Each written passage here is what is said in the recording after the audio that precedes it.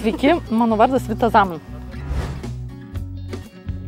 Šiandien aš esu Kaune Šilainiuose ir tai yra pleinė, tai reiškia atviras oras, ar ne? Kaip kūryba atviram ore. Tai kaip ir antroji mano kūrybos dalis, pirmoji prasidėjo pas mane bute, nes aš vėlavau, nes susirgo auklė. Ir būtent apie šitą vietą aš jau pradėjau galvoti iš atsiminimų, iš atminties ir iš esmės kaip mediumų pabuvau ar panašiai. Ne?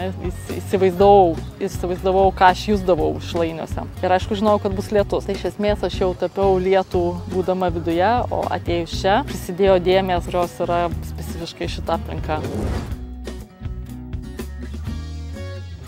Be abejonės, nes aš augau Kaune. Taip, turiu santykius su Šilainiais, mano patėvis gyvendavo Šilainiuose ir aš laiką ateidavau aplankyti savo mamos ten ir girdėdavau, kaip mašinos ūžia, nes tai toks, paribys kažkoks. Tai net garsinį. Ir Edvinį, tai tokie daugiaaukščiai, daugiabučiai man visą laiką tokie beveik iš mokslo fantastikos.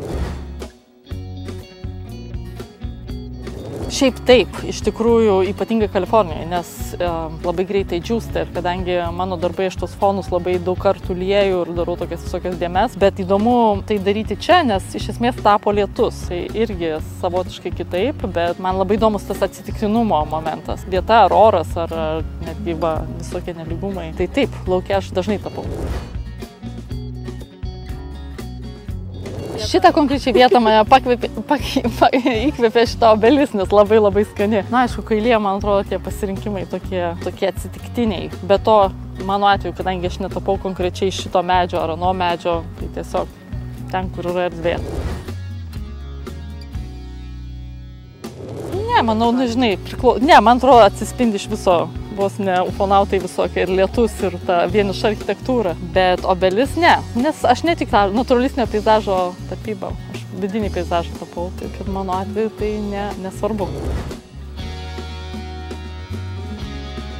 Aš apie tai galvojau, nes šiaip tai susieta su kažkokiu tai kultivavimu, ar ne? Ar tai gamtos kultivavimu, ar tai savo patirčių kultivavimu ir priežiūra. Kuo jie skiriasi, tai spontaniškumu. Manau, tapytojas gali būti gan spontaniškas. Sodininkas tikriausiai ne, nes labiau toks lėtesnis ryšys. Bet taip, nes tai yra kūryba, ar ne? Ir priežiūra vietos. Menininkas kažkokį vidinį sodą kultivuoja galbūt. Taip, tai yra investicija į procesą ir pasimetimas procese. Ir kad manau, kad sodininkas irgi yra menininkas.